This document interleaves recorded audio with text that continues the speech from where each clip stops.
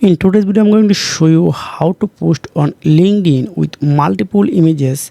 First of all, I open LinkedIn app on my Android phone. If you are Apple user, this is the same method.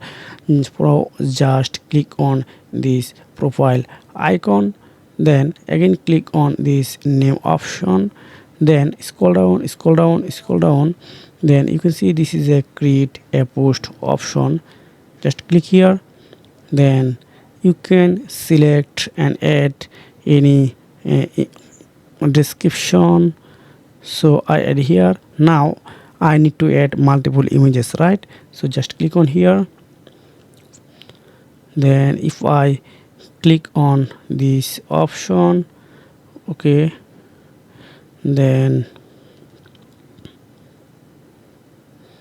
just you can see this is a select, and maybe this one. So I select two images. You are able to add more images, multiple images, no problem. Just click on next button, and then you can see this is a two image, the blending on here. So now if I click on post, it's going to be public right now. So you can see how I post on LinkedIn with multiple images. So if you have found this video helpful for you, make sure like and subscribe the channel. See you again, take care.